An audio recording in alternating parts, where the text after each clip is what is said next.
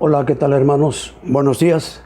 Aquí estamos de nuevo en este domingo virtualmente para ver la reflexión de este día.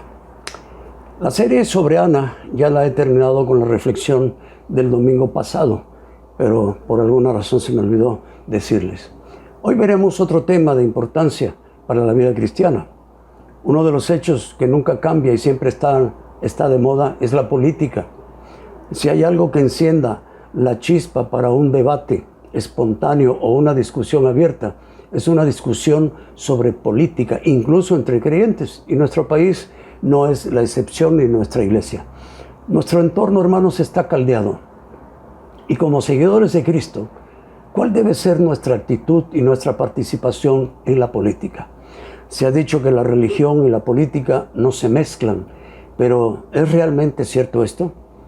¿Podemos tener opiniones políticas fuera de las consideraciones de nuestra fe cristiana que nos marca la Biblia? Pues la respuesta a esta pregunta es no, no podemos. El tema de hoy lo he titulado ¿Cómo debe ver la política un cristiano?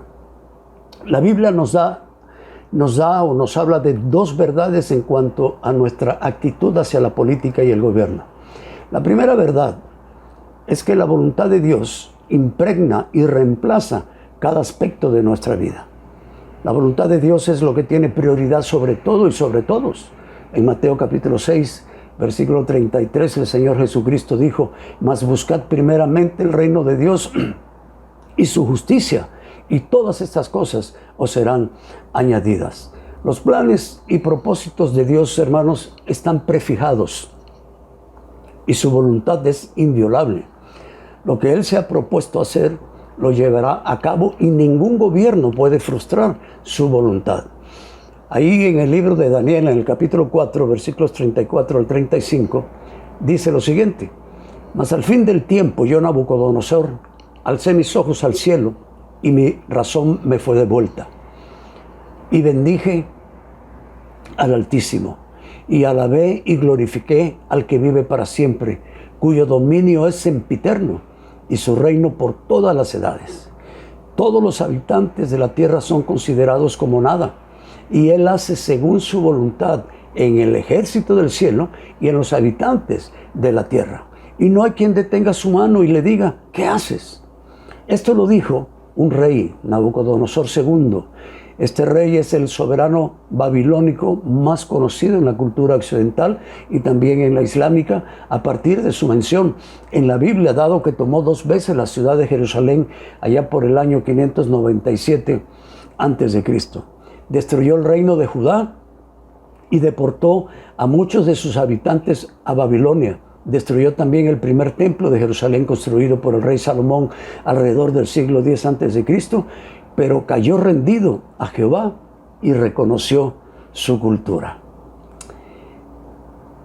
De hecho, hermanos, es Dios quien quita reyes y pone reyes. Ahí en Daniel capítulo 2, versículo 21 dice: Él muda los tiempos y las edades. Quita reyes y pone reyes. Da la sabiduría a los sabios y la ciencia a los entendidos. En Daniel capítulo 4, versículo 17, dice Daniel: la sentencia es por decreto de los vigilantes y por dicho de los santos, la resolución, para que conozcan los vivientes que el Altísimo gobierna el cielo, el reino de los hombres, y que a quien Él quiere lo da y constituye. Fíjense en esta frase: y constituye sobre él al más bajo de los hombres.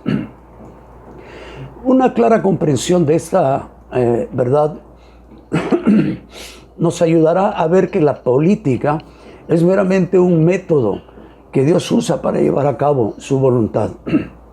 Aunque hombres perversos abusen de su poder político utilizándolo para el mal, Dios lo usa para el bien. Y aquí aplica también Romanos capítulo 8, versículo 28, donde dice: y sabemos que a los que aman a Dios, todas las cosas les ayudan a bien, esto es, a los que conforme a su propósito son llamados. Dios tiene el poder y la autoridad para convertir el error en una bendición, el pecado en una bendición también. Y no hay quien detenga su mano y le diga: ¿qué haces? La segunda verdad dice que debemos estar conscientes del hecho de que nuestro gobierno no puede salvarnos. Solo Dios lo puede hacer. Nunca leemos en el Nuevo Testamento que Jesús o cualquiera de los apóstoles invirtieran ni tiempo ni energía enseñando a los creyentes sobre cómo reformar al mundo pagano de su idolatría, de su inmoralidad y de sus prácticas corruptas por medio del gobierno. Y Jesús lo sabía. Por eso dijo en Mateo 20:25, entonces Jesús llamándolos, dijo, sabéis que los gobernantes de las naciones se enseñorean de ellas y los que son grandes ejercen sobre ellas potestad. Los apóstoles jamás instaron a los creyentes a demostrar desobediencia civil para protestar contra las injustas leyes o los regímenes brutales del Imperio Romano.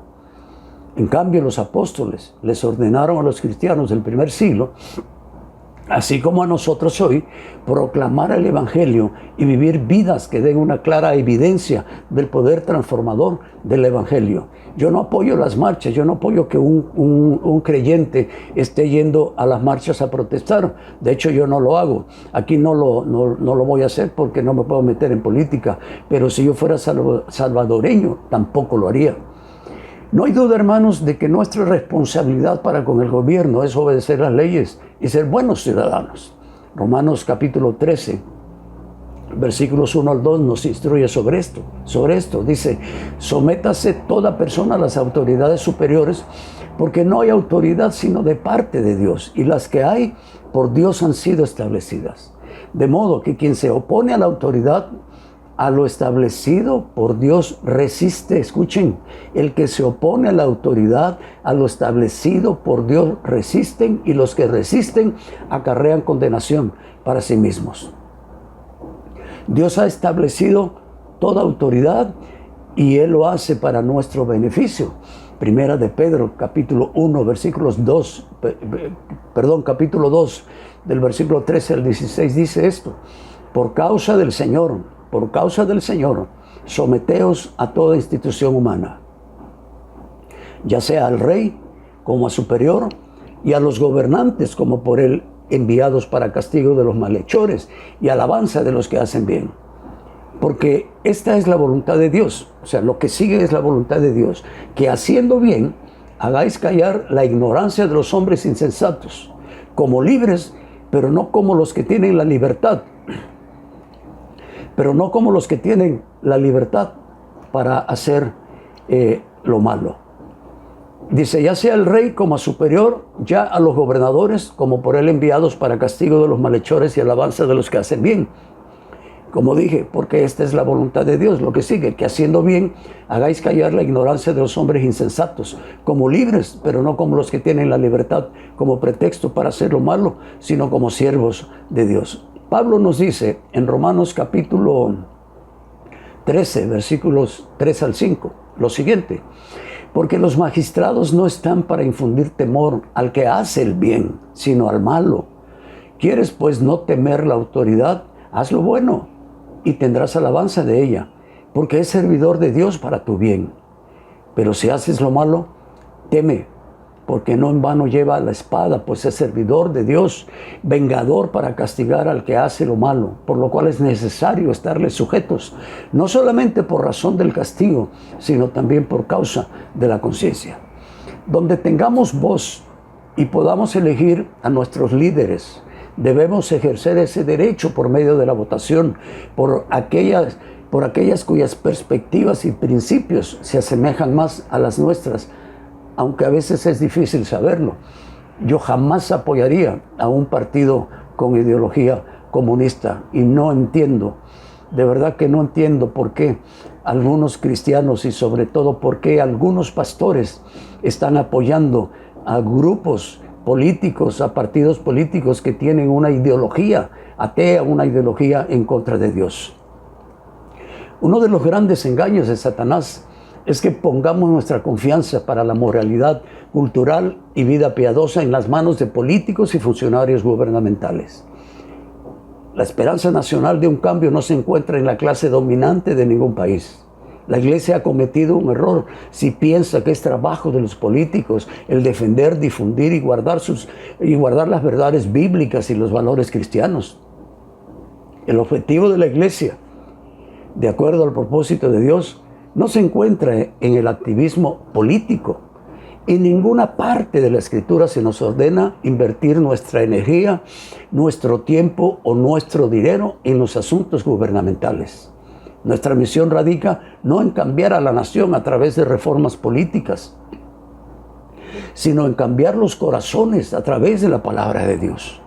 Cuando los creyentes piensan que el crecimiento y la influencia de Cristo puede de alguna manera ser aliada de la política gubernamental, lo que están haciendo es corrompiendo la misión de la iglesia. Nuestro mandato cristiano es propagar el evangelio de Jesucristo y predicar en contra del pecado de nuestra era. Solo cuando los corazones de los individuos en una cultura sean cambiados por Cristo, esa cultura comenzará a reflejar el cambio.